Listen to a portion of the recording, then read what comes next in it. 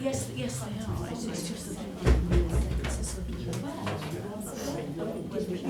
oh, God. Don't walk. They're a bit bigger than that. Had to move on today. Had to move on. And as well, I think it was fairly obvious that if a third party came in to do it, the teachers would be really grateful. No worries about it. Meetings about the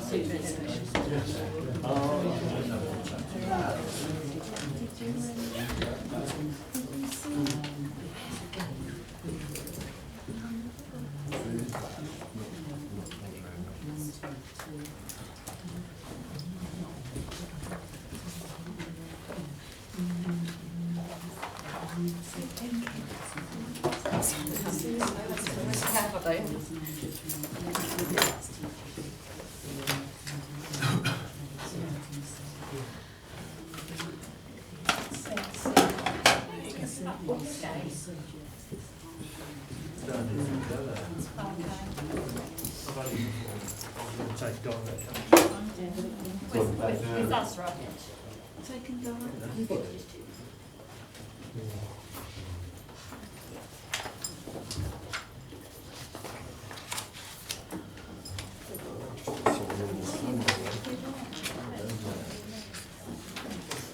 No, that's simple. Yep. Yeah. So, It's been about 4 years now, I've been trying to sort it out. longer. Joe?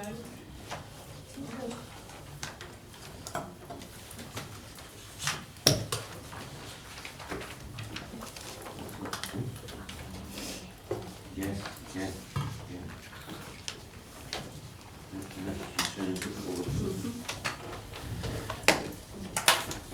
Right.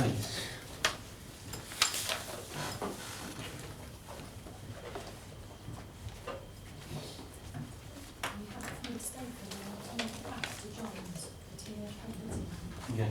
Have you had the ball? Yeah, sorry.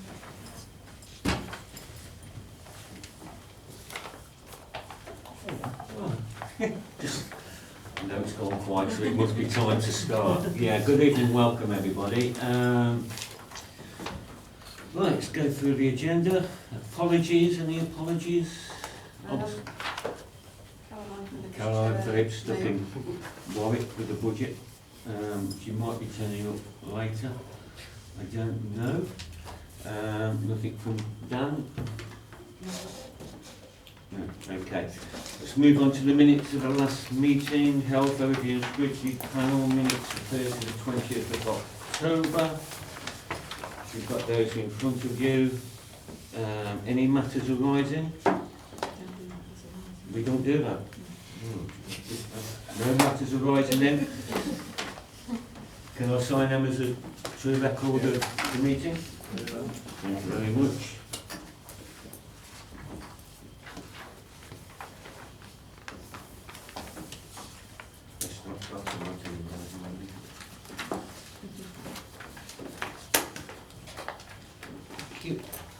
Declaration of interest. I think they're all listed. Should be now. No changes to those. Good. Agenda item 5, public consultation. Have we anybody that wishes to speak? Michelle? Michelle would like to speak on items 6, 7 and 8. 6, 7 and 8.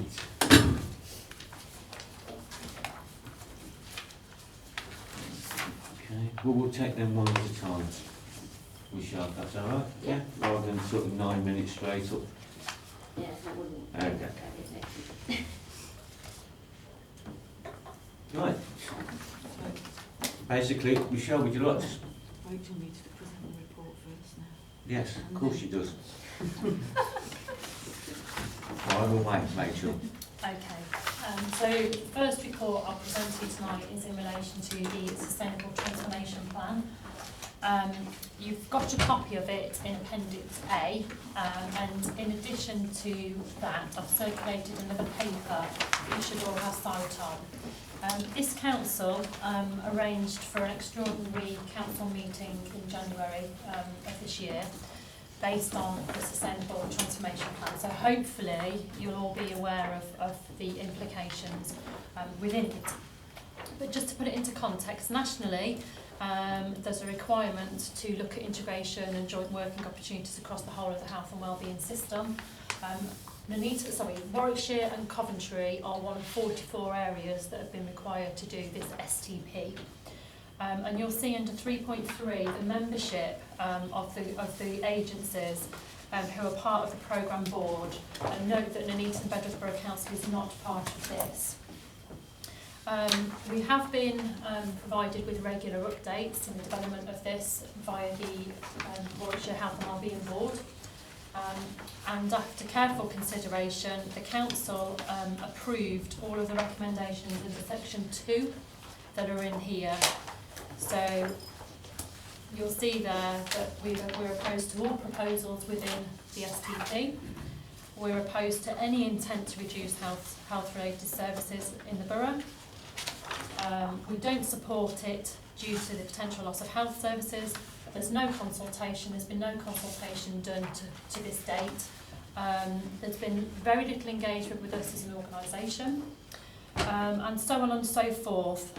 So this information has been passed to the board. The Health and Wellbeing Board also considered it, and the document that you've got here are the resolutions from the other districts and other organisations that have also considered the STP.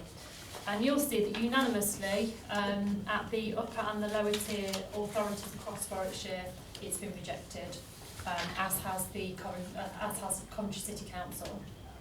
And that's not saying that we won't work with the organisations to look at the STP, we won't participate in consultation exercises, but actually the principle of it, this council has said that they're opposed to. So I'm bringing it to you for information and advice. That's why I'm here. Yes. So, Yeah, that's the latest update. that is the latest update. No change there then. Also, Chair, I looked on the website today to see if there were any updates on consultation, because it talks about maternity services, it talks about George Eliot Hospital, it talks about stroke configurating services around that.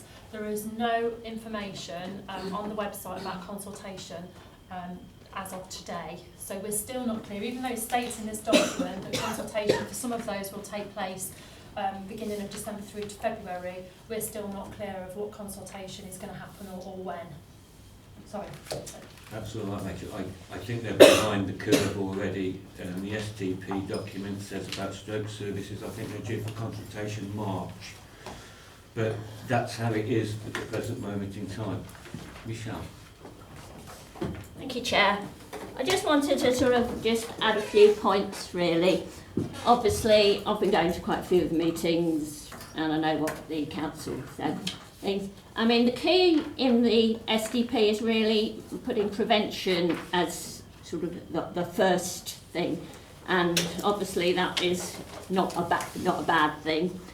And I hope the council here will sort of try and take the lead that they can and things. Because when I look around the council chamber, some of the councillors are not a good example of prevention in practice. I won't mention any names or issues, but I think people know what I'm talking about. It's just imperative that NBBC and everyone takes part in consultations as and when they happen. I was actually at the board meeting from George Eliot Hospital board yesterday, and I think they will be putting out a statement any day soon. Because I went to the Hinckley and Bosworth meeting and things, and what Leicestershire is saying that they've been told by Coventry and Warwickshire is not the same as what Coventry and Warwickshire are telling people in Coventry and Warwickshire. So, you know, it's really hard to pick up what is the correct message for things. But, I mean, there can be changes with the NHS, and I think there need to be changes with the NHS. And so it's trying to find the right thing. The SDP is obviously about saving money. And some changes could be beneficial to people and lead to saving money. But the dividing line is very, very slim. So it's striking the right balance. I mean, certainly in my experience, limited though it is, sort of with, using services at George Eliot and things, there was a lot of waste because of just the order that things were done in and what have you. So there's certainly a lot of things that could be done. So it's just trying to, do what we can to engage and things. From what I gather and things, they have actually been having conversations with people who have been using maternity things.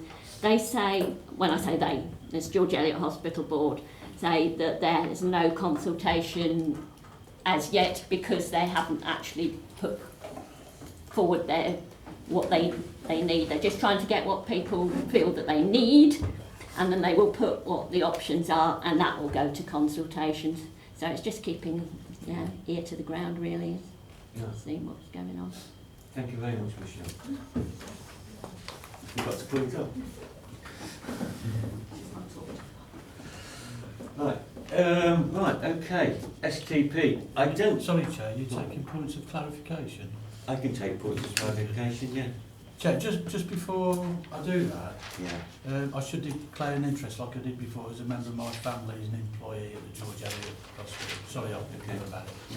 Could I ask the Speaker a point of clarification? Yeah, of course. Because whilst I'm easily confused, I didn't understand the point, what it was in relation to where you said that you know what you're talking, that we know what you're talking about. I didn't. Well, I don't. So if you could, sorry, Chair, I haven't finished. So if you could clarify that point that we know what you're talking about. That councillors, when I look round the council chamber, there are plenty of councillors who are not a good example of prevention in practice, i.e. people are overweight, people smoke and things like that. Oh, right, okay. That's what I was getting at. Okay, thank you. Thank you, I appreciate that, thank you. Yeah. Thank you, Michelle.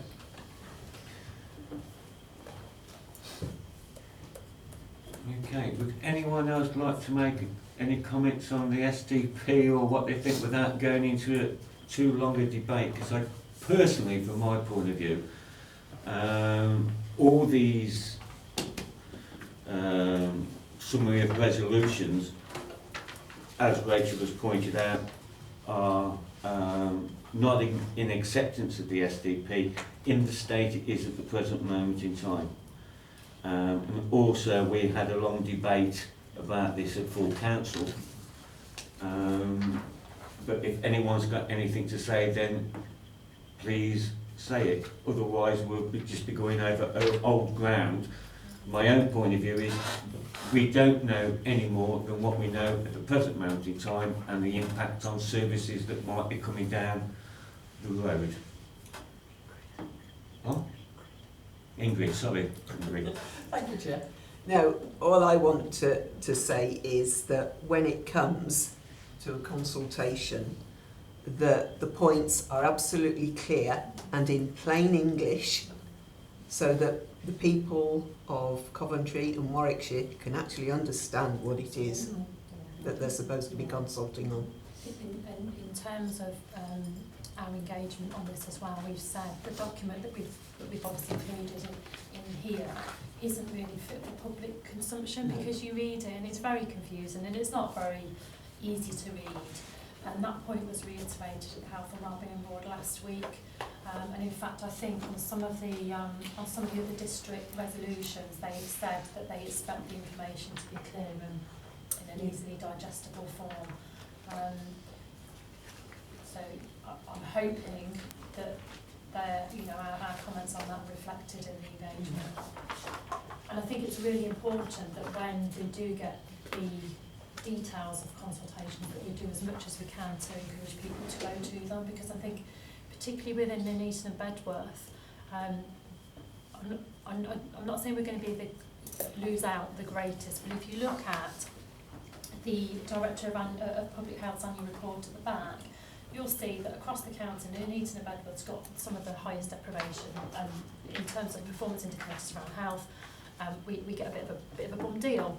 And I think it's very, very important that the agencies that are taking forward the STP make sure that the communities who are affected predominantly understand what they're saying to them.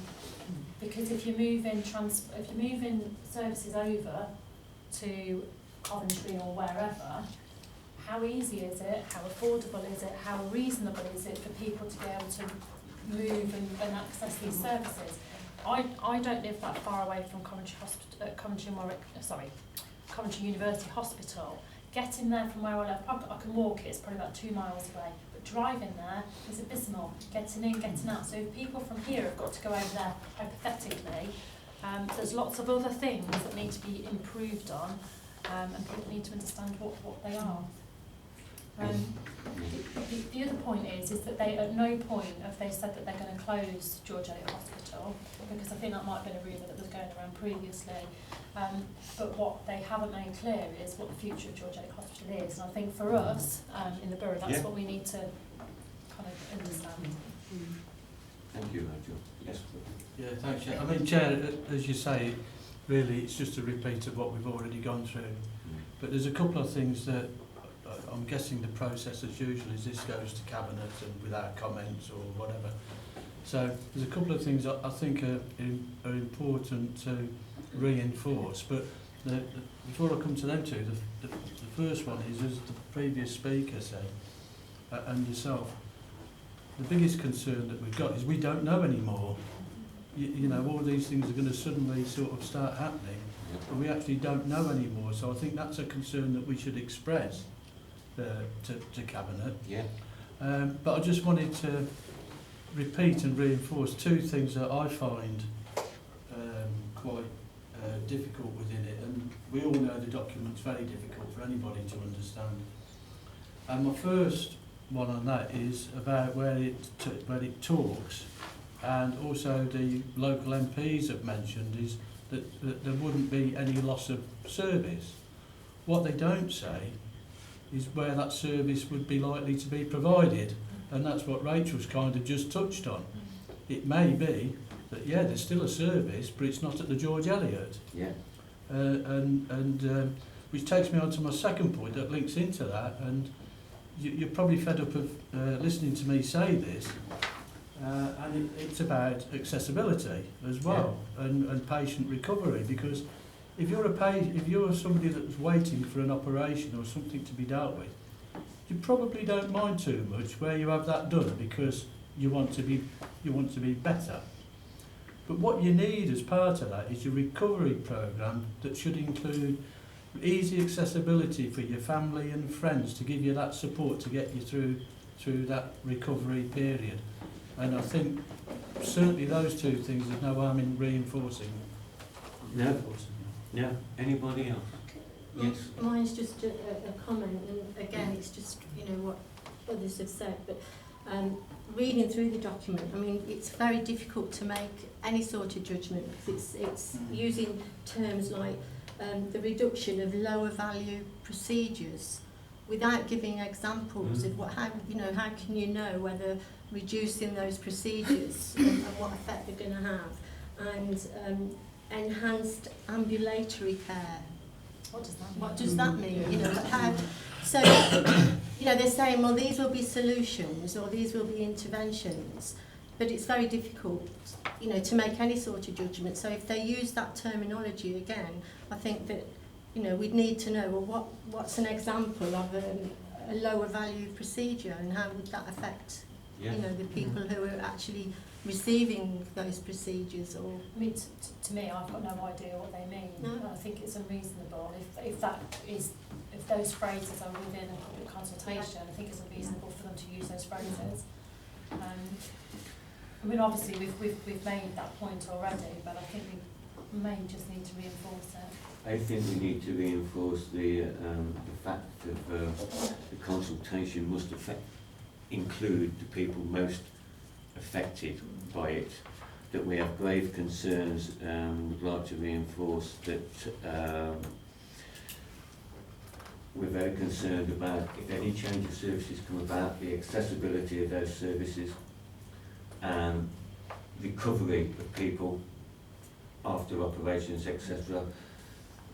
And the programme needs to be set for patients to know what their recovery programme is going to be, because we have concerns about relatives actually being able to visit their patients following any recovery from operations. And also we would like to know, or we have concerns that whilst by local MPs speak of no loss of service, that we have concerns that where that service will actually be. And we will be looking at all these things going forward. Yes, Ingrid. Thank you, Chair. And the other thing following on from that is transportation. Yes. Because if procedures do go to Coventry and not George Eliot, we have to remember that not everybody drives. Yeah. Now, there is only one bus an hour that goes to Coventry Hospital. If you don't drive and you actually feel ill, at this moment in time, somebody can say, well, I'll get a taxi to go to A&E, George Eliot. They will not be able to afford to take a taxi to A&E in Coventry. No, that's right. So you are automatically downgrading the care provision for the people in this borough. Yes. And ultimately, you're disadvantaging people who are already disadvantaged. That's it. And that's the other thing that concerns me. Yes. I just think we need to be a little bit careful about some of the language that we're using and some of the examples that we're using, because no one has actually come out. I mean, we've said we don't know what's going to happen. So saying, oh, they're not going to be able to afford to get a taxi to A&E in Coventry, no one said there isn't going to be an A&E at the George Eliot. And I think it's people making comments like that that's creating panic amongst the public, because things are coming out and we're making like assumptions that are incorrect, because we don't know that there's going to be no A&E at George Eliot. I think it's highly unlikely that there will be no A&E at George Eliot. And I think we just need to be a little bit careful about some of the examples that we're using, Yeah. because that's what's creating the panic amongst the public. Yeah. Yeah. I can agree with that, but we haven't said there's going to be no A&E in the meeting. I'm just sort of talking about like the examples that are being used like amongst Well, it's, yeah. in the room. It's to do with services, and we don't know at this present moment in time what the changes will be. Yes, Chris? Chair, I'd just like to recommend that, we keep an eye on this, Yeah. and when some more information comes out, that we have it back here to look at. But what for anybody who's been watching the news, would have noticed that people like Coventry might not want their hospitals to get any bigger, because the bigger hospitals are not wanting their hospitals to get, they might not want it to be a super hospital, they might not want people clogging Coventry up trying to get to Coventry. So, and we've been here before with the George Eliot, haven't we? We've been here many, many times, and we'll probably be here many, many times again. So I think stick with the recommendations at the minute, but recommend that it comes back here when we've got any plain information about what's found. It will remain, and it has been agreed by this committee that it's on every agenda. Right. Even if it's a case Can't of get rid of it. we know no, even if it's a case of we know no more than what we know at the present Go moment around in in time. circles, but we'll keep doing it. Yeah. You know, but it is on every agenda. Okay. Yeah, Chair, just Go on. one final point. I don't live in the past, I want to look to the future. I'll just say Rugby St Cross. Okay, thank you very much. Rachel, health inequalities, agenda item 7. Okay, so this is the report from the Health Champions Delivery Group. And just to add a bit of context to this, a couple of years ago, there was a working group established to look at health inequalities, and the working group made several recommendations which then formed part of this action plan that you've got in front of you. I provide an update on that action plan every 6 months to this group. You'll see that it was updated in December, and since December there's been quite a few things that have happened on the teenage conception front, and that isn't included in here.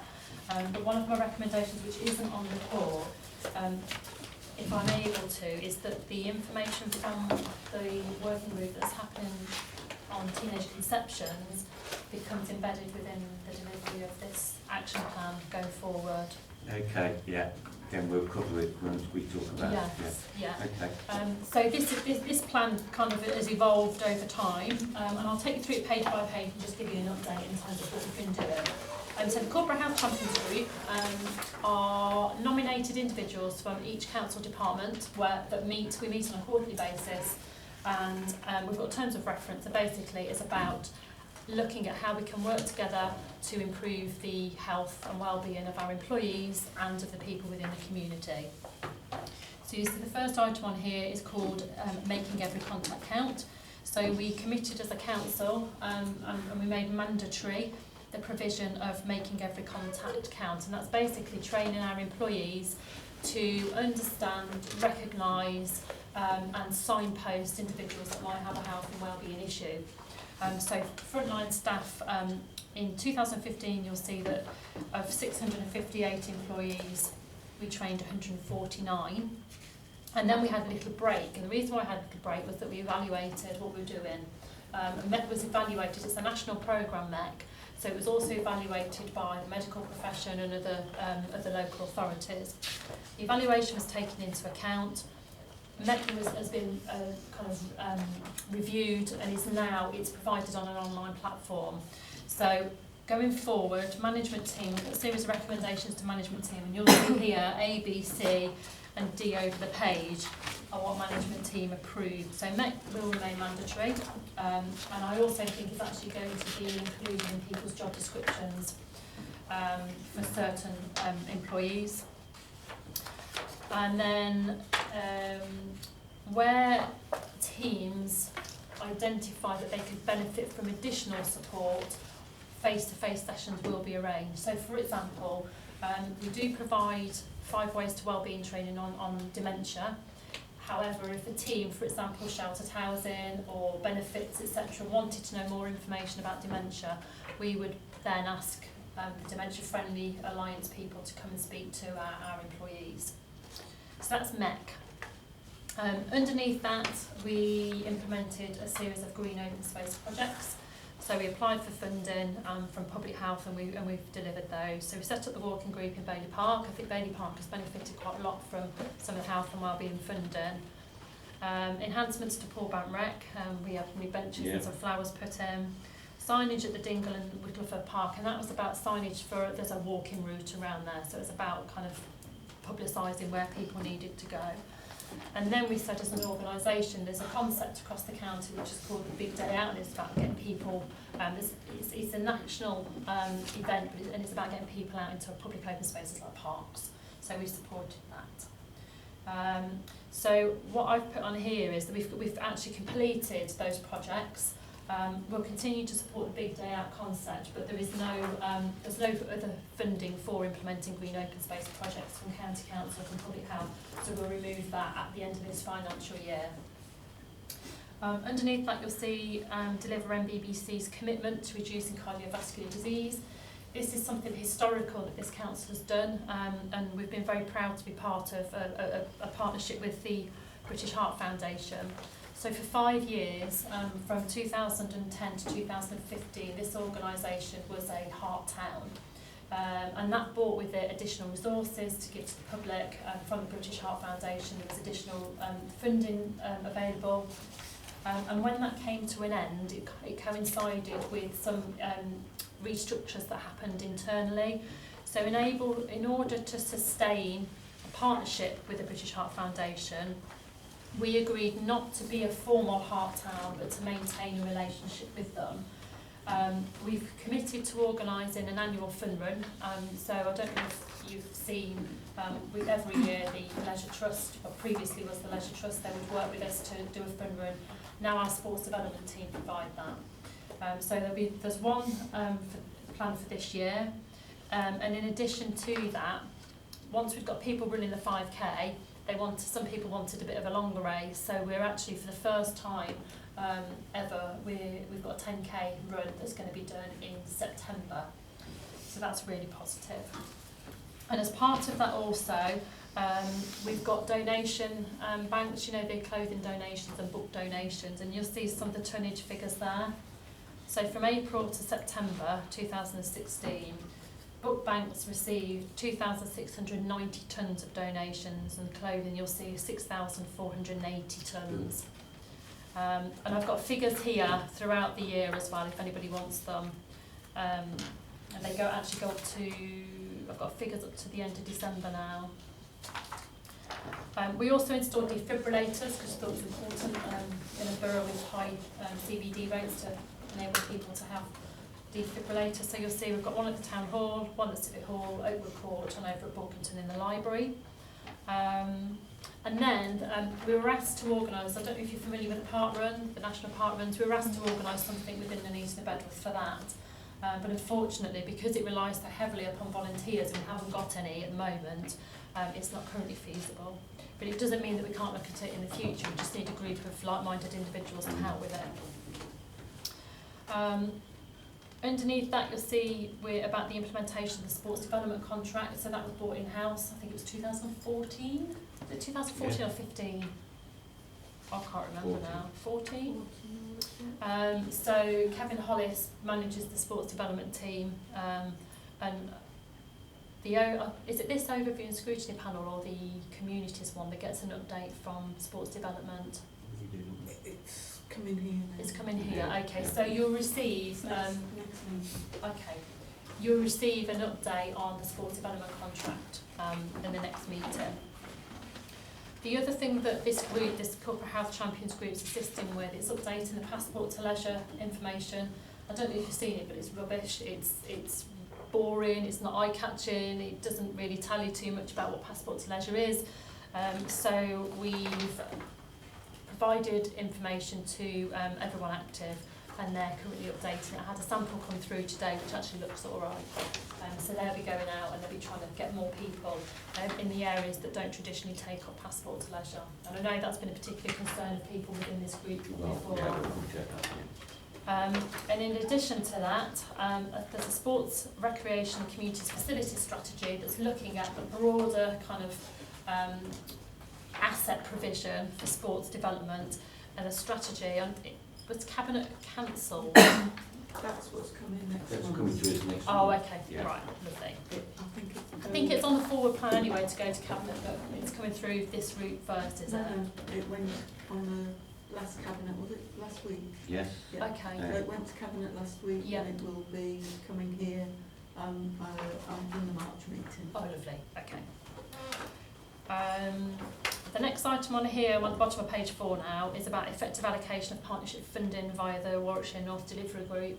So Public Health have kind of divided us between the north and the south, and in the northern area that consists of us and North Warwickshire Borough Council. We have a pot of funding the Borough Council has allocated, and Public Health matched that. So for this current financial year, there's 10,000 from Nuneaton and Bedworth Borough Council, there's 20,000 from Public Health. So we've got a combined pot of funding. You'll see here, last year was 30,000 as well. For this year, it's 30,000. The criteria has been expanded to include projects that focus on teen conception, based on the information we're obviously all familiar with about teenage pregnancy rates within the borough. So for 2015-16, we had 30,000. We had 27 applications totaling £110,000. We supported 9 and approved, basically administered all of the funding. So the outcomes of that have been collated because of the year since they started. For 2016-17, we're going through the same process. The closing date's Monday. So if you do know of any organisations that might be interested in healthy communities funding, if you can let them know, the application form's on our website. People can bid, there's a £5,000 cap on it. However, if there's a project that shows and can demonstrate more than one of the criteria and it can be developed within more super apt areas, we would consider bids that are higher than £5,000. So when we get those in, we'll know on February the 14th which projects we're funding. Then there's an item here to implement the dementia-friendly action plan. So we did develop one in 2015-16. However, because of the restructure, we hadn't got the person to take that forward. So being conscious of that, being conscious of people asking for information around dementia-friendly initiatives and being able to signpost people, we have signed up to an online e-learning package, and we've got officers that are taking part in that. Good. In relation to the county-wide health and wellbeing strategy, there is a strategy. It's got 3 priorities. I think it's promoting independence, working in partnership together, and the other one I can't remember. Community resilience. There you go. Thank you. Right. It's about improving resilience within the community. We signed up to that whilst it's a county council document. Because we're members of the Health and Wellbeing Board, we signed up to that. We then organised an offer, and I think you were part of that as well, weren't you, Councillor Phillips? I wasn't You're part offered. of forming the offer. We looked at everything that this council did, and we identified contributions to the Health and Wellbeing strategy. We update that every 6 months. It's presented back to the Health and Wellbeing Board. If you'd like a copy of it, I'm very happy to send it through after the meeting. Some of the key issues, so you'll see here that the office monitored on a 6 monthly basis by the portfolio holder for health, which is Council Longdon, and Health and Wellbeing Board for information. And one of the issues with the Health and Wellbeing Board at the moment, or the key issues for the Health and Wellbeing Board, are around the STP. They're around links, trying to link health and wellbeing up with community safety, because often some of the issues are the same. And also they're currently trying to find funding for Hatter Space. So there's a health store that provides support, relationships, sex education, advice. So the Health and Wellbeing Board have considered that, and there's a meeting, not next week, the week after, to look at the ongoing funding for that. Moving on to page 7. It says here about developing existing outdoor gym provisions. So in 2014-15 we commissioned Go Commando. Some of you might remember that, to deliver on the sessions across the borough. They didn't want to take on the contract last year. However, the Harriers put an application into the Healthier Commuters Fund, and it was supported via them. So they delivered a Pullback Rec, and they continue to deliver a Pullback Rec and a Miners Welfare Park. For 2016-17, the Harriers continue to deliver that service, and we've asked if they would consider expanding the provision to include other outdoor gyms. So I know that there's a new one that's gone in at Bailey Park. It'd be really good if they could get involved and deliver something similar over there. The other point underneath this at the bottom of page 7 is just about making sure that people who are on the group are actually going back and telling people within their teams what's going on. So it's just reinforcing that. And then finally, almost finally. Oh, hang on a minute. No, it's not finally. Sorry, on page 8, we wanted to improve employee health and wellbeing.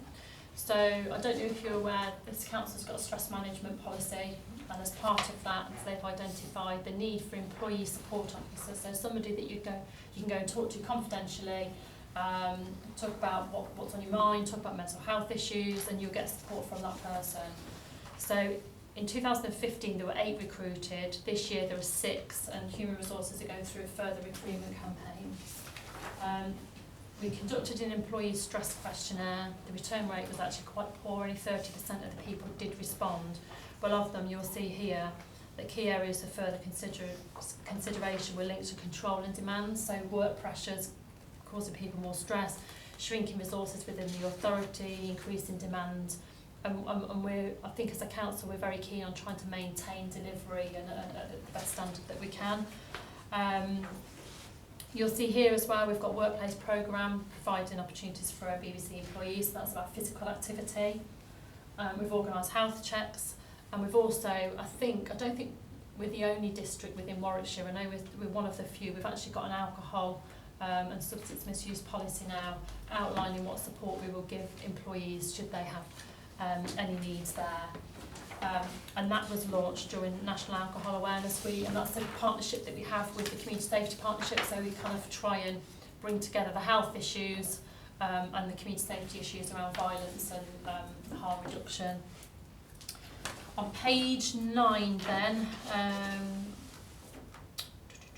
if we go down to the bottom, developing and implementing initiatives to address obesity. A lot of the work here is delivered by Kevin Hollis within the sports development team, and you'll see there that there have been a range of community exercise programmes, Changemaker programme, Super Kitchen project, an innovative partnership between Leeds and Bedford and North Warwickshire where we were transporting surplus food from stalls, so Arcado and Aldi, with the stock that they no longer wanted. We used some of the vehicles from the depot that were obsolete, so they were still kind of road friendly, but we used them to transport food from North Warwickshire over to the food banks over here. And I think that's it. Thank you very much, Rachel. Any questions? Any questions? Yes. Oh, I do apologise. Silly of me, you know. Thank you, Chair. Yeah, I just wanted to pick up a couple of things which sort of struck me as I went through it. I mean, the impact of MEC training and evaluation was completed in September 2016 and shared with Public Health. It'd been nice if that was shared with the councillors as well. I mean, I know I'm not a councillor, but was it? Yeah. But it would be nice if it was actually in here so members of the public could, you know, I'd like to know sort of how it's evaluated and how it works. I think it's great. Thanks. On the park run, I know I'm not supposed to actually be asking you questions, but it said park run considered but volunteers are needed and things. Now, I've done a couple of the park runs and things, and the main thing that stops me from doing the park run is how far you have to go to actually do one. And I know when I have been to Kingsbury, there have been quite a few people I have met that I know locally, and I don't belong to a running club or anything like that. And I also know people who volunteer at Kingsbury and things, and that's like 18 miles or something to go. I think that it is, distance-wise, it's slightly nearer for Coventry and things. But I've never seen anything saying, oh, you know, we're having a session, can we have anyone who might be interested in setting one up, because I certainly would do it far more frequently if I didn't have to, you know, drive all that way and things. So I don't know whether that could be looked at again and maybe sort of something put out, say, you know, because I think there probably would be enough volunteers, you know. Yeah, there's one there. Yeah, there's one, yeah. I'll ask Kevin Hollis to have another look at it and see what he can do. Yeah, because I mean, I did think, well, it's a shame there isn't. One in Coventry's nearer, it's only 10 miles. Yeah, but in terms of actually getting there from where I live, it's not as far distance-wise, but it takes just as long because of the number of traffic lights and what have you, rather than just shooting up the A5 and cutting in. The dementia-friendly communities, it was just really, I mean, I can understand it's, you know, about funding and what have you, because I know it does all take time and effort and what have you and things. But someone, funnily enough, it was only yesterday, shoved this under my nose and things, which is from North Warwickshire Borough Council as to activities for people with dementia and their carers and things. Why isn't there one in Nuneaton Bedworth? It was sort of put under my nose yesterday evening and things. I don't know. Is there anything like this, and if not, could something be sort of put together? There are dementia groups. I know there are, but whether or not it wants promoting is an issue we will note. So even if it's not formally recognised as dementia-friendly, then I was going to say something positive as well about employee things, but I haven't got time. Thank you. Yes. Just in relation to us not formally being part of the Alliance, it doesn't mean that we're not doing things, because we are. Yeah, I realise that. There's a meeting next week, the 3rd of March, that's being held here. Tony Robinson, I don't know if you know him, he's kind of big in the dementia world. Is that the chap from Balkington? Yes. He's having a meeting here, and we've offered for a period of time, I think it's over a year, we're reviewing a year, to have this as a free meeting point, 2 hours, once a quarter. So we are supporting it, but just not directly by saying, well, we're going to have our own dementia action plan because we haven't got the resources. Yeah, because I know there's a portal, isn't there, on the Warwickshire County Council side, But actually, when I looked on that, I know some of the bits were out of date, because I know that the support group meets at Ambleside Club, and it was down as Bentley Road, and so it's not up to date. So No doubt you will be telling them. Yeah. Thank you. Any points of clarification? Yeah? Yes, go on. I've got a point of clarification on the super kitchen project. Yeah. What's the purpose of that? What does that do? It's about providing cheap meals to the community and involving them in the cooking of it. So it's almost like a luncheon club. And it's to provide people the opportunity to go and eat and kind of socialise together in an area that's quite deprived, so that area suffers with lots of health inequality, lots of deprivation. And how do they access it? Or Just go, they just turn just up. go along? Yeah. They do takeaways as well, so if people can't stay, they can. I mean, the concept is about getting people together, be cohesive, kind of forming a support group, but people are able to go and get a healthy meal. I think it's about £2.50. Yeah. Thank you. Yes, Bill. Chair, thank you. I thought Mrs Condacour made a very good point actually about health awareness, because it's something that we used to do really well, but because of the budgetary restraints over recent years, it's kind of fell by the wayside. But when you can do that initial awareness programmes, it does prevent problems later on. And you know, I remember in the past when we did a lot of campaigning about AIDS and meningitis, and you know, it was effective. Now it's fallen away, and particularly if you look nationally at the figures around AIDS, it's rising again, but in a different sort of community, if that's the right It's the way. older population now. Yeah, and it's not just a gay, people think it's a gay community, but it's not. It's but in regards to the stuff about dementia, I mean, there's that, and of course, ageing population, it's just more of it. But there's other issues as well. But whilst we haven't got a great deal of resource to do things, we may already do it, but I would like to think that we could signpost people through our websites and that, you know, put a link on to get them into somewhere else. I totally agree. This is an issue that comes up quite a bit, not just from a health point of view, signposting people to groups, but also cultural events. Yeah. George Eliot Society, lots of groups should be able to have a filter through our website, and we do bring it up quite a lot, you know, but it's something we do need to follow through. There should be simplified links for groups of support, etc. Advertising the meals things, you know, word of mouth is one thing, but using our web pages could be a lot better. Anybody else? Yes, Chris? Yep. Are we asking about passport to leisure here, or? We can ask about anything on the record. Passport to leisure then. Yeah. Really on the passport to leisure, because they only ever promote it in wealthy areas. So I do hope that they start promoting it in some deprived areas this time. Yeah. That is my main concern over the passport to leisure. It just seems like a money cow, really. Yeah. And that is not the intention of passport to leisure. And as a group, we asked everyone they actually came to our last meeting, and we asked them to come along and show us where the take-up was, show us the age group, show us the places where the take-up, so like the Pingles, for example, did the take-up in the Pingles, you know. And we've asked them to go to super active areas. We've given them a list of community organisations in those areas and asked them to go and be proactive and do some outreach. So that's one thing. The other thing is the actual passport to leisure information is boring. You wouldn't catch it. You know, it's black, it's grey and black, grey and red, and it's bland. So we've asked them to jazz that up as well.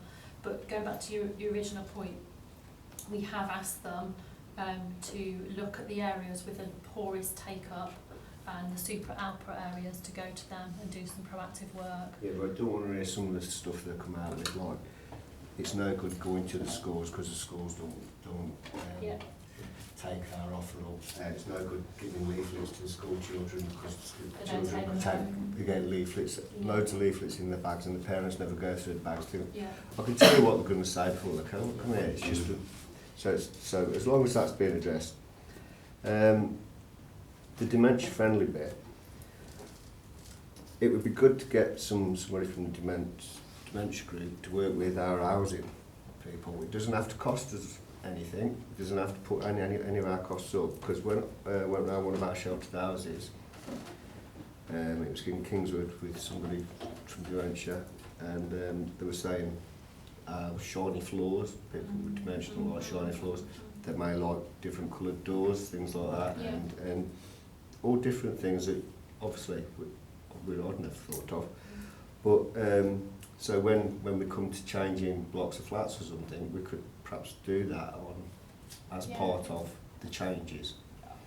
So If we had somebody from a dementia group go around with somebody from housing, or if somebody within the housing was trained up on something. okay, I'll take that on board. I know that all sheltered staff have had dementia training. There are quite a few sessions, and recently they've done dementia training as well. There you go, then they might be able to report. Yeah, we'd asked Brent as well. So part the Dementia Friendly Alliance and our Health and Equalities Officer that was here did a walk around council-owned buildings and put recommendations. So Brent's got that information when it comes to upgrades. He's got that information up as well in terms of what the recommendation was. So you know, like the front office, accessibility around the building. But I'll take back your point about maybe embedding, you know, on the housing shelter complexes, embedding some of the, I guess it's making it more kind of accessible, friendly, dementia friendly into the work programmes. Yeah. So yeah, it's not going to put the cost up or anything. It's just that it could be Right. just by the colour of the doors. Yeah, yeah. And also something you wouldn't think of. But things are going to be upgraded anyway. You might as well do it kind of to, you know, to take that into account. The other thing is, going through this, it's good to see that most of the things that we've been working on over the past few years is coming along. So well done to everybody who's taken part. Thank you. Kathleen. Thanks, Chair. I just wanted to pick up on the parkland thing as well, actually. Because I think as a borough, we're really missing a trick by not having one. I think it'd be really positive for the area, not just from a sort of like a health and fitness point of view, but also encouraging people from further out actually coming in. Because I know a lot of people that do park runs like to do different ones. They don't always like to go to their local one. The question that I've actually written next to it is, like, have you actually asked for volunteers? I'm sure the answer probably is yes. So it's probably a bit of a stupid question. And I suppose the question really that I'm asking is, like, were you asking in the right places? Because it kind of strikes me that if you're asking for volunteers to volunteer in sort of like the sports and fitness kind of sector, the right place to look would be people that are already involved in that. So things like approaching like all of the local like sports clubs that we've got in the area, like the gyms, putting signs up in there. Like I'm sure we get people that would be more than happy to help out. Kevin Hollis is the person who gave me the information in here, and I know he works very closely with Harriers, so I'm assuming that he's had a conversation with them to kind of give me the update in this. You've got more sports clubs than just the Harriers. Yeah, I know, both in Leeson and Bedford though. What I'll do is I'll ask him if he can revisit it and see what he can, what's he looked at already, what opportunities could there be. Because you are right, and I think that's why we're pushing for it, because not only is it health and fitness, it's just kind of, it just puts a need on the map, doesn't it? Definitely. But yeah, I'll relay that back and I'll ask him. If he's going to come to your next meeting, I'll see if we can find that answer out before the next scrutiny. Please, meeting. yeah. Can I just make a point about that? Yes. Because I've had quite a lot to do with running stuff or whatever. Not that you've noticed, but the problem with this borough is that trying to do a 10k run, there's nowhere actually big enough. Yeah, to that do was a going to be my 10K other run. point, is have we looked at sites that are appropriate? And whereas you might think it's easy to get Yeah, volunteers, yeah. it's not actually that easy. So in both Nuneaton and Bedworth, there's nowhere big enough to do anything. You'd have to do a lot of laps of Riversley, Yeah. wouldn't you? So the one that comes Free back, for 5k, Yeah. you'll be there all day. the one that comes back from from British Art Foundation down around Riversley is it's boring out on the third Yeah. time. So yeah. Well, we'll try and find a positive result out of it. And also it's like it's getting some of the people, some of the larger runs like the council runs and things, getting that they're only interested in cities. And I find that bizarre because I thought they was interested in raising money and awareness, but they're not. They're only interested in cities. So some of the places, some of the people, the organisations don't want to come to small towns. Okay, thank you, Chris. Margaret. Thank you, Chair. I'm just the improved employee mental health and general well-being. Just wanted to ask Rachel. It talks about health checks arranged for October last year. Yes.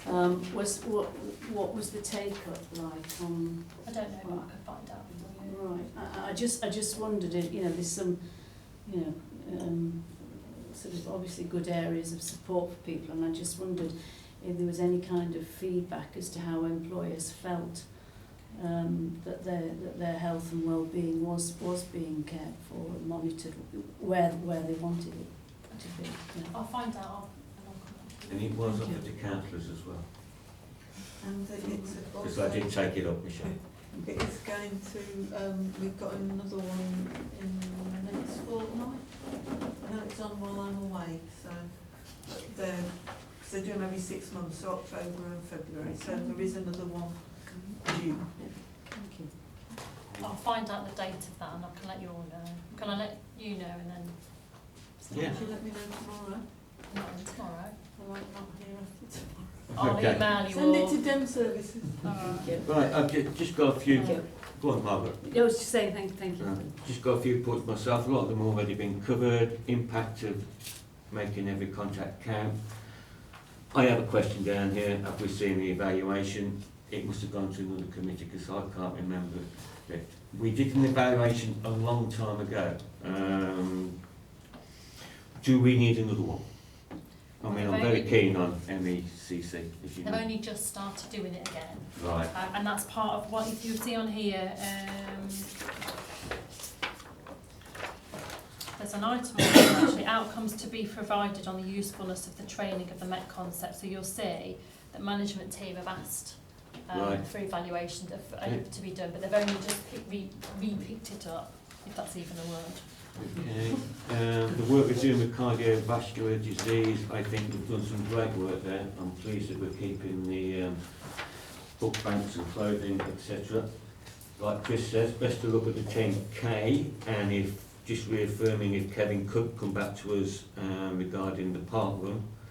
I think we might have 2 volunteers already, or people who know volunteers. Yeah, you volunteering. And I volunteer. I'll run it. And I've got highlighted down here whether or not they've been approached, but like Catherine and Michelle said, there are other people and people in the borough that actually do these fun, in bracket, runs. Passport to leisure, obviously highlighted because that's something that's always been close to councillors' hearts, and we also know that unless we keep on top of it, it does get pushed into the long grass, Do you get reports? Do you get reports? No. No, not this committee. Well, this committee's only been up this year, so Okay. we would like reports to come, updates to come to us. Yeah. Okay, going on. Passport to leisure. Yeah. Great news about the funding. I'd like to see a report on when it does, outcomes of the projects from last year to see if it was money well spent, so to speak. Anything else highlighted? Yeah, what resources regarding dementia, what resources, I know we're doing what we can, and I've met Tony many times. Any other third sector involvement that might have? Carver have been really proactive in North Warwickshire, which is probably where Yes. some of the work's been done. Yeah. Um, We know North Warwickshire, what's that group called? it's Atherton Dementia Friendly Town. Yeah.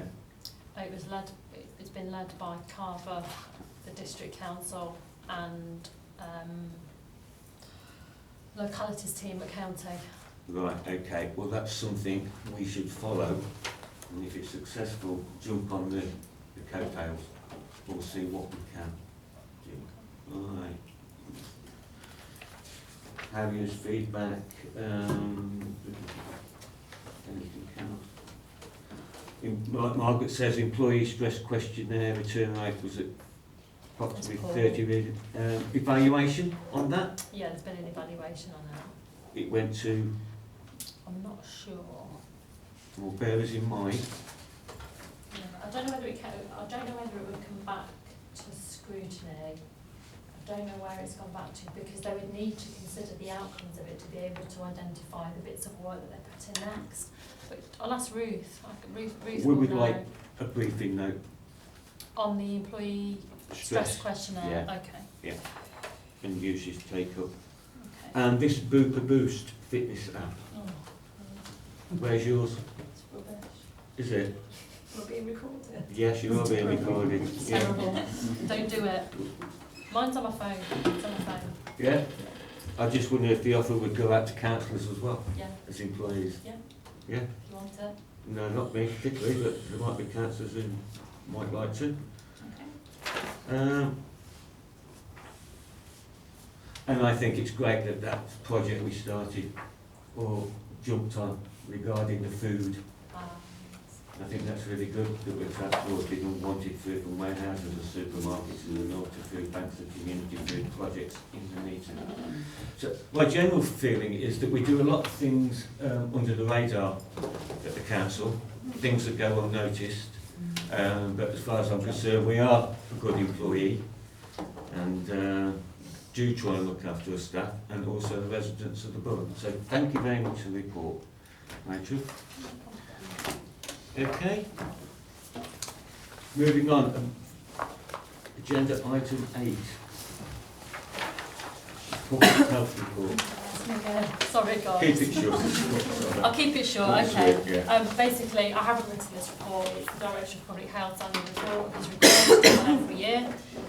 He does it for the population of Warwickshire. There are 3 themes in there. One, he talks about health and wellbeing needs and trends. He talks about evidence of outcomes, and then thirdly, he talks about achievements since the last reviews and reports have been done. In relation to kind of performance, there have been improvements across Warwickshire. Health-related performance has improved. But if you look within the document, you'll see Newton and Bedworth who fare quite poorly. Under 5.2, I've just pulled out some kind of key bits which are about return on investment. Some of them are pertinent to the next discussion that's following within this meeting. So for, as an example, for every £1 spent preventing a teenage pregnancy, it saves £11 in healthcare costs. So if you wanted to quote something, it's actually within this document, the Director of Public Health has put that within there. Over the last 6 years, he's done 6 reports, 203 recommendations have been made, 17% have been implemented and 70% are in progress. So actually, we're, as an organisation, are required to look at the recommendations within this. So the recommendations are on page 7, that's right. And you'll see that we've got them pretty much in hand already. So 1 talks about the sustainability and transformation plan, which we've already talked about. 2 talks about community capacity. It's about the voluntary sector, third sector involvement and engagement, which within the authority we do because we give grants to organisations such as Warwickshire Carver to do community development and volunteer development, etc. We also support community centres with funding. Place-based working is about being kind of mobile within communities and responding to the needs up to very local level. The sports development team established several hubs, just as an example in terms of taking out activity into the community. And then the 4th recommendation in there is about embracing the Met concept, which we've just kind of spoken about. So that's it in a nutshell, really. you've got a breakdown of the Warwickshire Health Profile on page 105 of the papers. And Eaton Bedworth is in the middle of that. Apologies, it's in black and white, but you'll get the gist of it. I think for all health performance indicators, apart from maybe 3 or 4, we're not faring too well. There are improvements, so whilst we might be kind of, might be struggling county compared to other boroughs and districts, there have been improvements on previous years.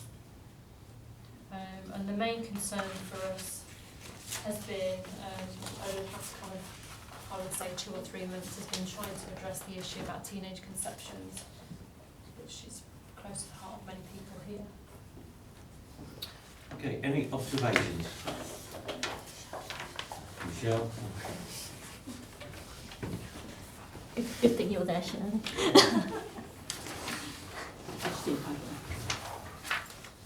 Well, obviously, I mean, we're well aware that Nuneaton Bedworth is still the worst part of the county for most indicators, so we need to work harder, I think. Yeah. I think it's important to actually try and also, from a council point of view, look at the wider picture, looking at the whole town things. There's a lot of empty shops and what have you, and so it's not always terribly inspiring to go into town, and that has a knock-on effect, and unemployment and what have you. So, a lot of younger people then, well, I'm not going to get a job anyway because there aren't any jobs, blah, blah, blah, things.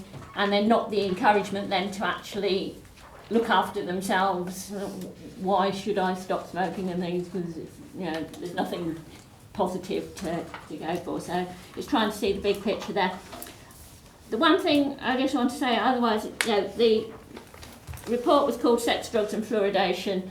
And with my dental hat on, I just want a word of caution regarding fluoridation. Yes, it does help, but it's not the cure, and diet and oral hygiene are much, much more important. And I did say this to John Linnane himself in person, things, that it's sort of overrated and things. When I worked in Bedworth, when we first moved up here, things, I took out more permanent teeth on children in the first year I worked in Bedworth than I had done in the previous 12 years I'd been qualified in areas that weren't fluoridated.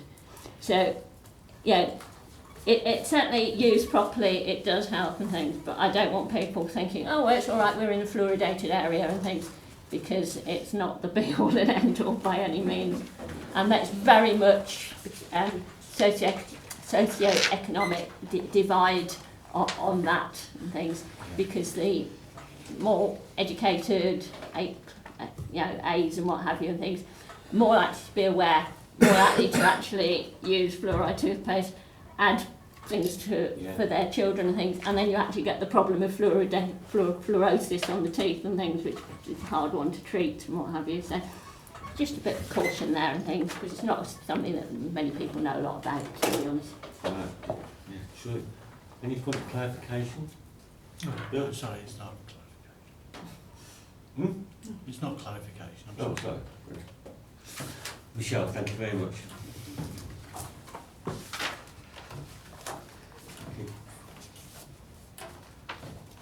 Bill. Oh, right. Thanks, Chair. I just wanted to actually raise that point about fluoridation, because I well remember, I'm going in the past again now, you're not allowed to say the words anymore, the old Community Health Council, all those years ago, probably 20 years ago now, when we were consulted on whether to add the fluoride to the water supply. And there was a lot of opposition at the time. People said, oh, you're just introducing drugs to people, you're not meant to. But there's no doubt in my mind, and the figures support it, that it's benefited people in Warwickshire. And yes, it's quite right to say that it's not everything, because when you compare these figures, well, on page 108 anyway, clearly we're doing better in Warwickshire than the North West that doesn't have fluoridation. But it's hard to identify how much is there, because if we didn't have the levels of deprivation in this area that we do, I'm guessing that these figures on extractions would be a lot better. So it isn't just about the fluoride, it's about the general care and well-being of a number of people in our borough. I didn't know whether you were going to talk about teenage conception at this point. Later, yeah. Okay, all right. Yeah. Okay. That's it. Okay, thank you, Bruce. Anybody else? Is there a general feeling amongst the committee that here we go again, we're behind on life expectancy, we're behind on this, we're behind on that, which we are, and we have to keep banging the drum. I'd like to draw the attention to the recommendations on page 101 and what we feel about them, because I'm quite happy with them, and I think personally public health on the whole, despite the fact they had 5 million cut from their budget last year, do what they can. You know, the Director of Public Health is a very committed sort of health person, and I'd like to reinforce about this place-based working. You know, that is putting resources, and it's being recommended to the Health and Wellbeing Board that resources go to where they're needed. And I would like this committee to actually endorse that recommendation or reinforce that recommendation, that going forward the resources are put where they're needed. You know, these recommendations have come from a Director of Public Health, right? They go to the Health and Wellbeing Board. I think it's our job as a scrutiny panel to hopefully hold them to account to the fact that resources do go where they're needed, and I know the Director of Public Health is very keen to get resources up to the north of the county, because all evidence points to this is where it's needed. It's just like when you look at the Warwickshire Health profile, if that doesn't tell anybody what they need to know, deprivation, Nuneaton and Bedworth, 18.3, Stratford on Avon, 0.0. And it's like that all the way down the table. If you was to point these facts out, it just amazes me that we don't get much more money. If this was made into a film, Yes. people just wouldn't believe it. People would. No, well, you know, the government is wisdom. I thought it was quite a good idea to bring public health back into the county, because it gives councillors and residents a more hands-on feel, you know, that there is somebody responsible at the public health level. However, resources and those that provide the services, who make the final decisions, have got to make the right decisions for a change. What I would like to ask for, to come to this panel, Yeah. is something like this Warwickshire Health profile, perhaps quarterly, if that's possible. Or is it only annually? The data in here is from, well, it says it was updated 2016. He does it every year. Yeah. I think quarterly would be too difficult to pull together, but annually is probably the best we can guarantee. I mean, we could commit to bringing this document every year. Yeah, okay, you can commit to it, but can you ask if it can be performed more If you look at the period, if you look at the page, page 104, if you look at the period of time the data's taken from, you can see it's all over the place. Yeah. So you've got 14, 13, 14, 15. I don't think you've got 12, 13. It's always been notoriously difficult to get regular, up-to-date health data. It's not as easy as, you know, our community safety one, where it's kind of extractable quite easily. For some reason, NHS England do not provide, you know, considering they are sometimes supposed to be the brains behind everything, their IT and their data provision is just years behind. In equating actual facts and figures for us. I just think there's a lot of figures in there that are alarming. Yes, still. Still. What we could ask for, Chris, is a comparison, although the way they measure things might be different. We could ask for a 5-year comparison from the Nuneaton and Bedworth and see if there has been, what's the trend See if there's an over these Yeah. over these things. So say over perhaps 15 years or something. Well, I don't know how far we could go back 5 years at least, maybe. But that would take us back to 2008 because they've only got up to 2014 anyway. But we could ask for trend data on these measures here if the committee would like that. Yeah. I can ask the observatory Yeah. for that. Yeah. Anybody else? If you've got that written Yes. down. I'm going to be asking for something that you can't have, but is it possible to see how funding's allocated against, you know, across, because it's as everyone's saying, it's quite clear where the needs are, and I couldn't find anywhere. I'm hoping I've read it all thoroughly to see, is it just purely per capita or where a need is identified, where there's a greater need in Nuneaton and Bedworth? Do we get a bigger bite of the... Well, I think personally there's so many funding streams going in. You know, you've got the George Eliot National Health Service, you've got Warwickshire North commissioning groups, you've got hospital trusts, you've got other GP surgeries, you've got county council, public health money, etc. It's just, it never has been feasible to sort of say, well, I tend to think sometimes it's hidden as well. You know, it's, well, we have 1 million, county council sort of saying we have £1 million to cover supporting people, and within that there'll be money spent in all different places, and it's difficult to put your finger on it. Yeah. If I may, if you were looking at the director, I mean, what you could ask for is public health. What's there? Bearing in mind this is Director of Public Health's annual report.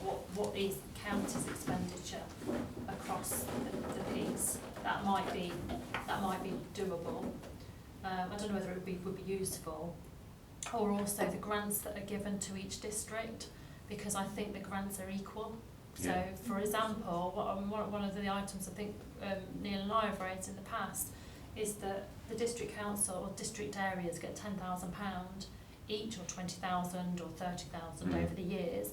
Actually, we've always had the same amount of money as Stratford or Warwick or North Warwickshire or Rugby, and it's just a carte blanche. I mean, it's a welcome the funding. I think it's great that we get something. So I won't, you know, cut off my nose to spite my face. But actually, if you're truly trying to reduce need in an area that needs it, your money would be proportionately allocated, wouldn't it?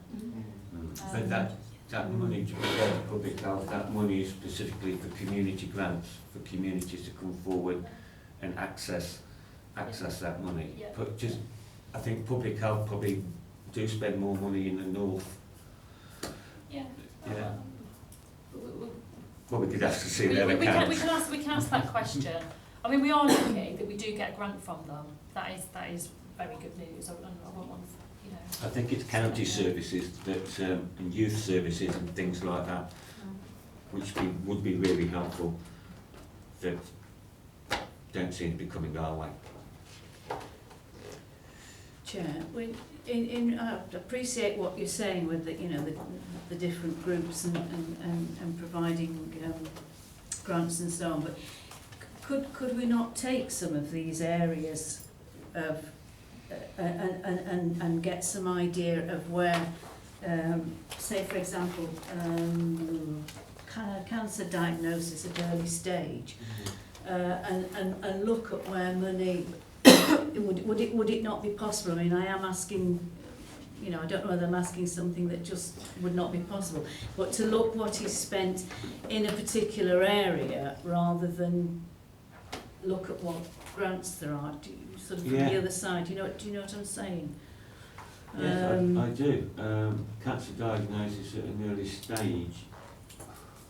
That I don't know how how that is funded. Is it, some of it might be funded directly from the NHS.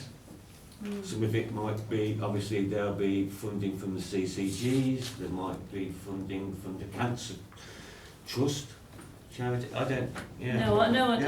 It would be really difficult, yeah. Yeah, right, so, yeah. Just reading this though, it looks as though, I mean, if you compare that as an example, Nuneaton and Bedworth looks like it's positive, because if you compare the 43.6%, Actually, yes, it is. actually compared to Yeah. Warwick, it's not as good as Rugby, but it's better than Warwick. I think the question we need to ask is where there are areas on here that kind of aren't improving, what investment is being made into those areas.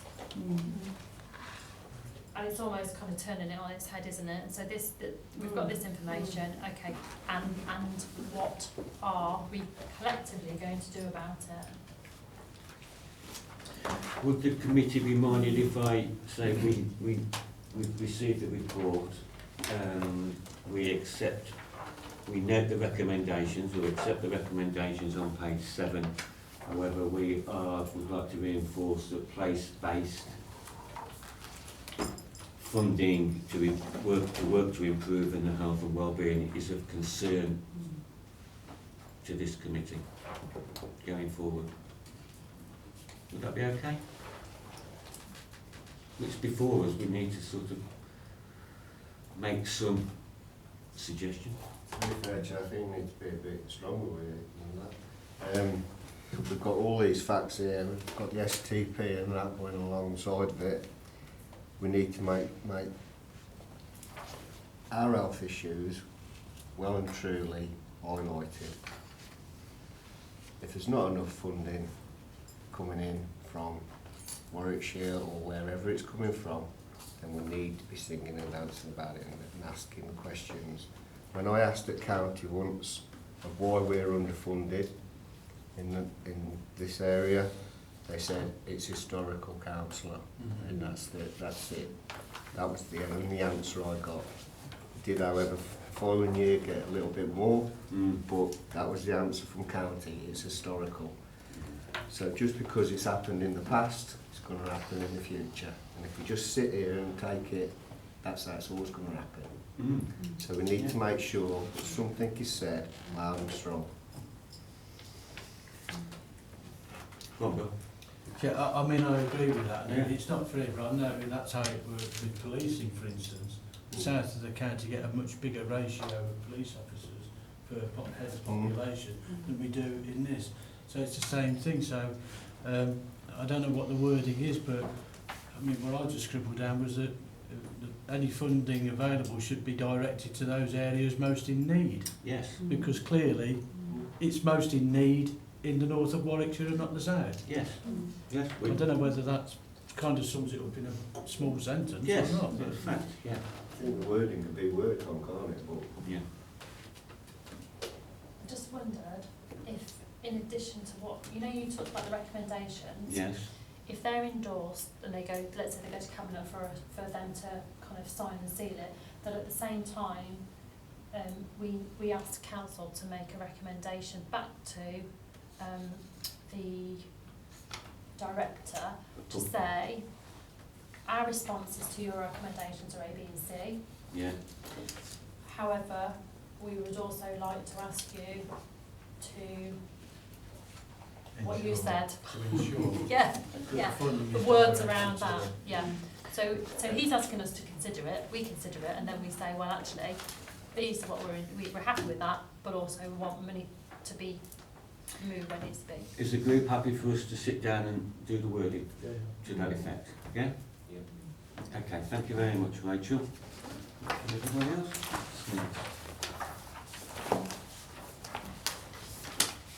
Teenage Conceptions Review Update. Well, verbal review by the working group.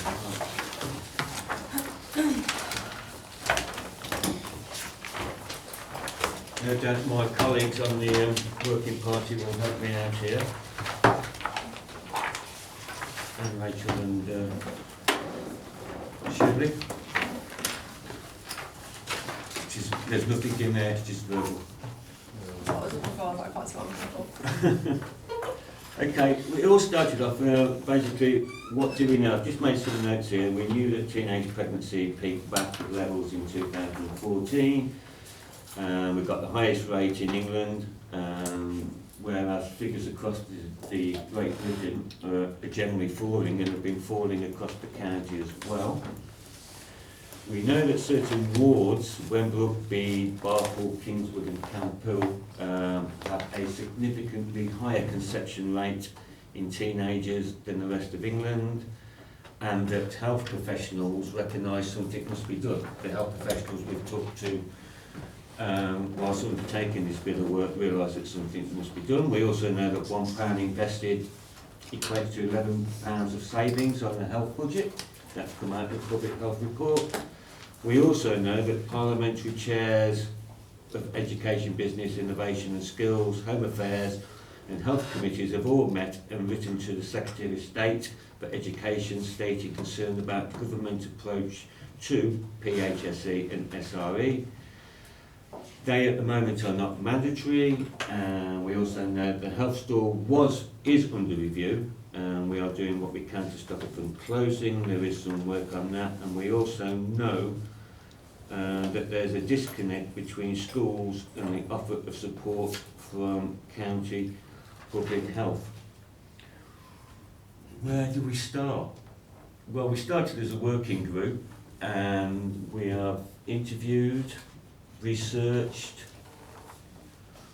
cajoled, had a summit with interested parties, and there is a definite problem within Nuneaton and Bedworth with this spike. So we just wanted to investigate why. There are, as far as I can see, genuine crossovers between deprivation, youth services provision, education, attainment, aspiration. We had, for instance, our latest interview was with 3 governors, one from Nicholas Chamberlain, one from the Discovery Academy, one from the Nuneaton Academy, and Nicholas Chamberlain this afternoon. And Thomas Moore. We spoke to them for an hour because government actually feel that PSHE and SRE, sexual relationship education, should be on a more mandatory footing. In fact, the Education Minister has been written to by the chairs of this committee, asking it to be put on a mandatory or statutory footing. For example, today when we talked to the governors at county, they didn't seem that there was a requirement to put it on a mandatory footing, because they didn't seem to have any sort of pregnancy problems within their school going back over the last 12 months. However, they also felt that it would be a further burden, pressure, resource issue for them, because everything is geared towards attaining educational results, and that the cultural or the pastoral side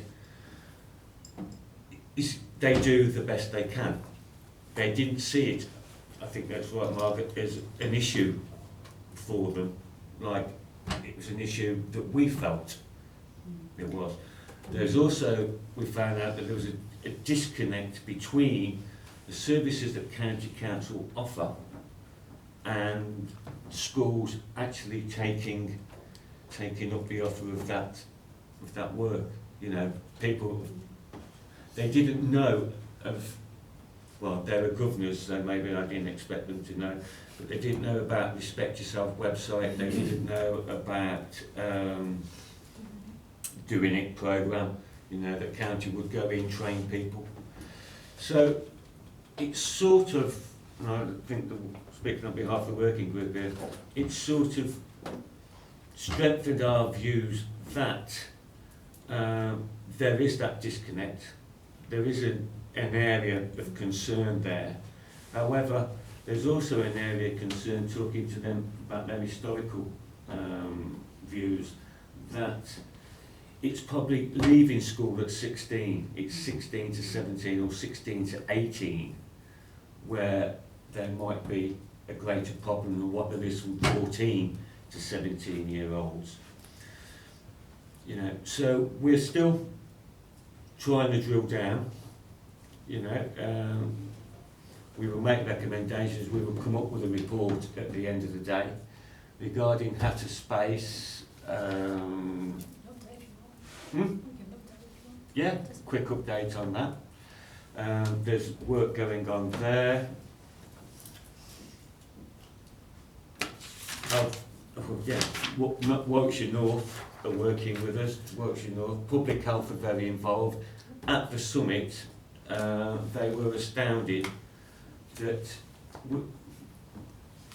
the groups aren't working together, you know, and that they are, from my point of view, the eye's been taken off the ball, so to speak, and we've had a spike that we can't put down to one thing, you know, and of course these figures are 2 years out of date. You know, the data's 2014, so we'll get the next data this April, won't we? You know, so, but we are working on it. We've also decided as a working group that we will possibly also, when we collect more evidence, write to Justine Greening, either in support, but also recognising the fact that it needs to be kept to the forefront of the politicians' minds, you know, because the health implications for young people is not good. Financially, from a health point of view, it's not good for the National Health Service. As we've said before, £1 spent on prevention in this area saves £11 further down the road. You know, and that's a proven fact. So, as a working group, we will continue to try and bring things all together, all the strands that we're looking at, and come up with some recommendations and some work ideas in the future. But work is going on now, isn't it? Because of our start of this and bringing it to forefront. Rachel. Yeah, and just to kind of support what Councillor Phillips has said, there was a summit that was held in December, really well attended. It was mostly agencies, but we heard from somebody who, she was a lot younger than us, wasn't she? She was. She told us what her experience of RSE was within a school, and also she's a good advocate for young people. Based on that summit, we developed an action plan. We asked the agencies to commit to doing one thing before they left. All of their responses have been collated into an action plan. We've checked them and they're still committed to doing it. That action plan is going to be monitored hopefully by this group, yeah. Right? So when it's in its final form, we'll bring it here for you to consider. We've also identified that actually to keep the momentum going after the working group's done what they need to do, there needs to be greater collaboration between partners. So we've established some, it's called ATC, it's called Addressing Teenage Conception Group, that is a partnership between Nuneaton and Bedworth Borough Council, North Warwickshire Borough Council and Public Health. So we'll use that action plan as the kind of the work, the group will develop that as part of their role. In relation to the health store, there's a Warwickshire North Health and Wellbeing Partnership. Again, North Warwickshire Borough Council, Nuneaton and Bedworth Borough Council and the Clinical Commissioning Group have written a joint letter to Warwickshire County Council to plea that they can reconsider funding the health store. So the health store costs $20,000 a year. In the summit we heard how well it was used. We saw that it was visitors, particularly young men, were accessing it more than they had done in previous years. And we were concerned that by reducing funding in an area with high deprivation and the highest teenage conception rates within England, it was a bit of a kind of short-sighted way of doing it. So we've urged them to reconsider. Now there's a meeting with Les Carborn, is it Carborn, Cable? From Warwickshire County Council next week, not next week, the week after, sorry, to look at what funding arrangements could be put in place. In the interim, they have the grant scheme that I talked about earlier. We've extended the criteria for people to access, so we've included teen conception rates, reducing teen conception rates. So if an organisation wanted to bid to do that piece of work, they would be able to. And the only other thing to say is that it was discussed at the Health and Wellbeing Board as well, and they're committed to seeing a kind of a resolution to the issue of the house store. So that's it in a nutshell, really. Yes. Anything else you want, Ingrid, Margaret, you want to add? Well, just to say, I think, Chair, that we spoke, as you said, we spoke with governors from 4 schools. And I think, Shirley, did you write 10, did you say, schools inviting them? So, you know, and as we said, the people there were saying, oh, you know, the pregnancy rates were very low in their schools. It was a bit like, you know, the people that we didn't actually, yes. the people we really wanted to see didn't, possibly didn't come because of, you know, of issues of in their school of teaching PHSE. We don't know, I know, but it was interesting that those 4 that came said it was the pregnancy rates in their school were not very high at all. And of course, as you say, but we were looking not just at that, we were looking through to the 17-year-olds, weren't we? And that was, you know, not just children, young women at school getting pregnant. So. But I also think as well that for the 4 people that were there, as you touched on, we were able to say to them, well, have you heard about this? And do you know that there is this programme running, which they didn't? And we're going to put a pack together, I believe, aren't we, for them. So you know, hopefully it was a bit of a two-way thing. Yeah. Which is what we wanted it to do. We wanted them to be able to say it as it is, rather than how they would like it to. How they would like us to believe it was, you know, sort of informal. We do plan to, apart from the other work that's going on, one area we've decided, and we've always been going to do this, was to actually talk to young people. You know, it's just finding those young people who are willing to actually come and tell us what their experience are. Yes, Shirley. I've spoken, Chair, to the Youth Council, which I was asked to do, and I am meeting tomorrow with Jackie Earle from County, and she just wants to meet with me to discuss what the working group's looking at and how the young people may or may not be able to assist, and I'll report that back, and hopefully we'll be able to sort something out. And just one other thing that was I picked up from the meeting earlier, which Rachel might be interested in. One of the schools did say that the teachers had commented to her that the health store was a big help to a lot of their pupils, and that if it was to go, it would be felt. Yeah. It's good that they're aware of it as well. Yeah. We call that back. Any other comments, Bill? Yeah, I mean, it sounds to me, I've not been involved with the working group and what they've been doing, it sounds to me like they're really on the ball on this issue.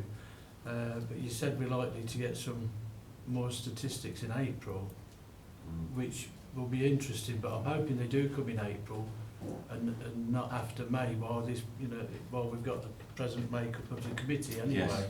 Yes.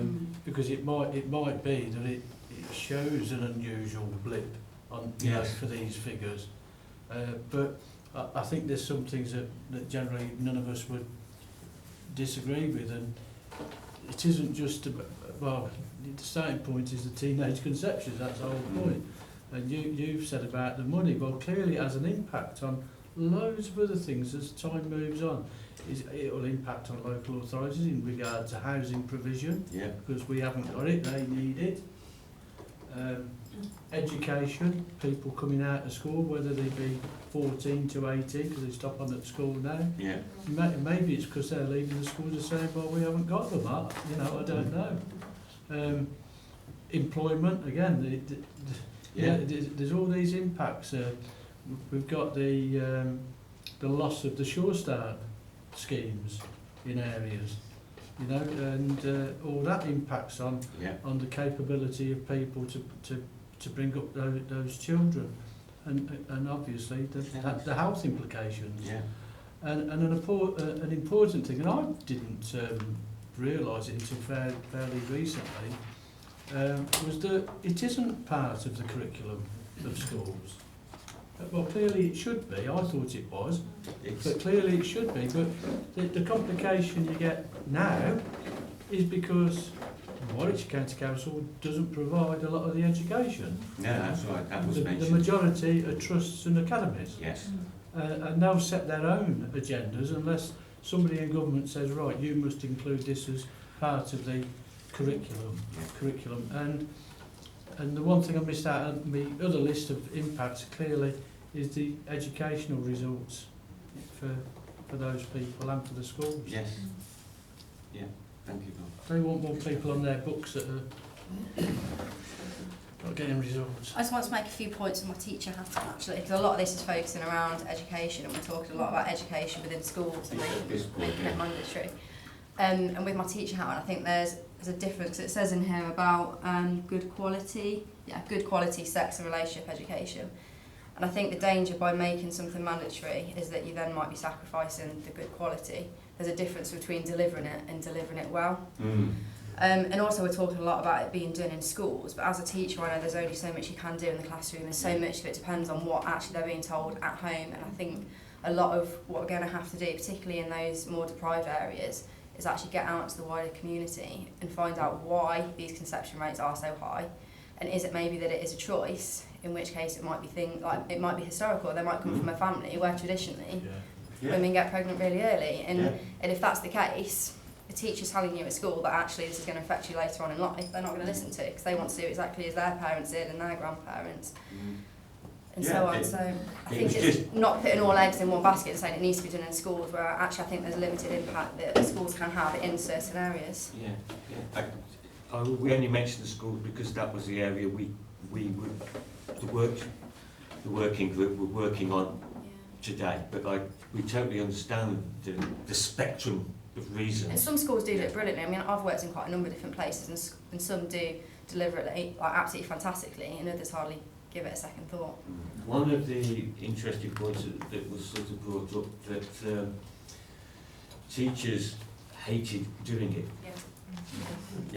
And it's normally down to the form tutor to do that side of it. And they said, well, if it's a biology teacher, they're normally quite happy about it. But if you get a maths or English teacher, they think, I don't want to go anywhere near that. So that was quite interesting. Yes, Mark.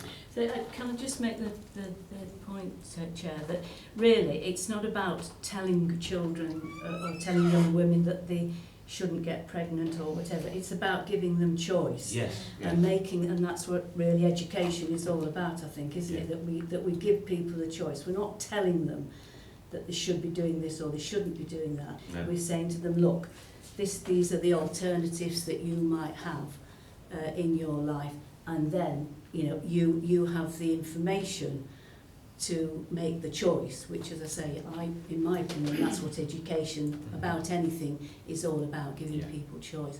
And I think the other thing, just to support what you were saying about schools, in fact, we sort of got the impression, didn't we, this afternoon, that school is the wrong place actually for some of the reasons, the point that was made there.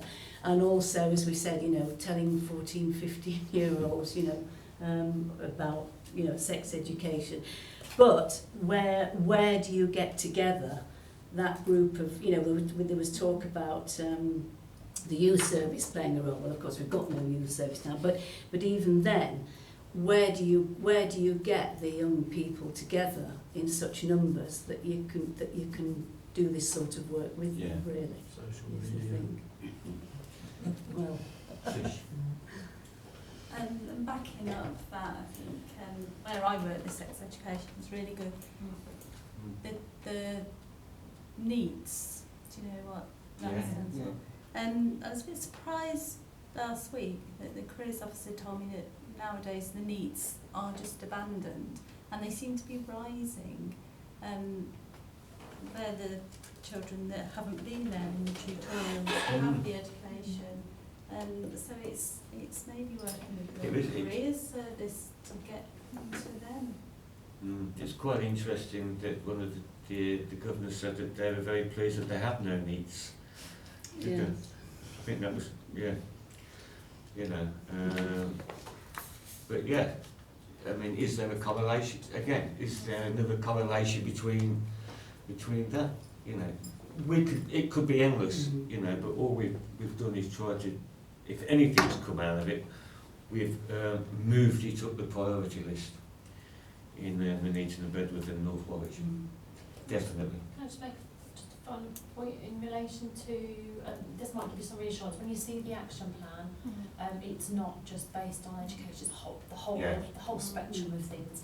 And we've asked a chap, the RSE lead at County, to kind of put it into headings, so it's not just focused on schools. I do think it does have a place in education, but I actually think, I mean, coming back to a point about like 14 and 15-year-olds not being very receptive to it, like the sex education that I remember most from school was actually in primary school, like year 5 and 6. I think actually like the earlier you can do it, and I know there's a lot of debate over like appropriateness and things like that, but... I think that's a fair point, actually. Okay, is there anything else?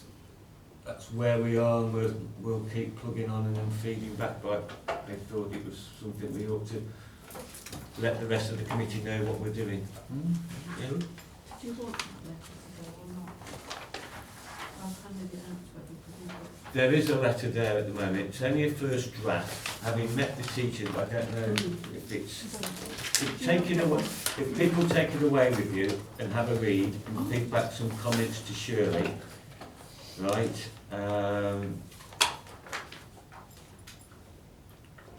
The working group will look at it. Yeah, because I think after talking to teachers today, there might be some alterations and what else, other things that are going on as well. Moving on to Rachel, thank you very much. Go there. Right, there is no update from the Adult Social Care and Health Overview because the meeting was cancelled. Not enough business apparently, which I found hard to believe, but so moving on to 11, the work programme. Thank you, Chair. We've got another meeting at the end of February. Yeah, big one. And I can confirm that we have got people from George Eliot Hospital in attendance. Yeah. They're coming from the Coventry and Warwickshire NHS Partnership Trust to talk, to update on CAMS and also on the Avenue Clinic Colladon Centre arrangements. They also asked if they could come and talk to us about commissioning rehabilitation services. And so that I think that's Coventry and Warwickshire Partnership Trust, and also Kevin Hollis with the new leisure strategy. He wanted to come and get that signed off by the panel. So that's for the next meeting. So and then we think there's another one in April. So at the next meeting we can work out which of these bits I think we'll probably need our sleeping bags for the next one. What date is it? 23rd. The next health meeting. This was an additional one because there was a work was piling up. I think it's the 23rd, isn't it? Yeah, I've got the 23rd. So George's Day? February. What is it, April? No, We there haven't is got a one date. in April, but it's later. Sorry.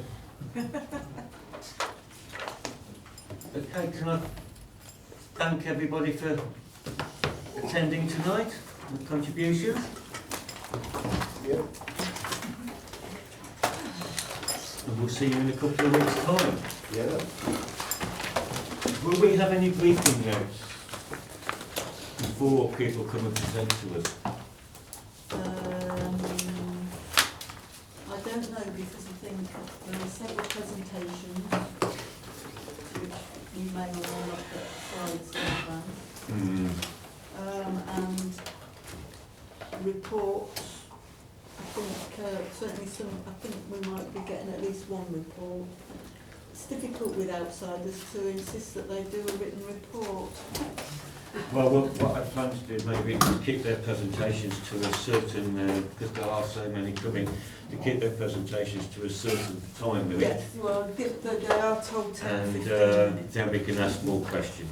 Could we also have a detailed report on Shirley's holiday? No doubt we will. Can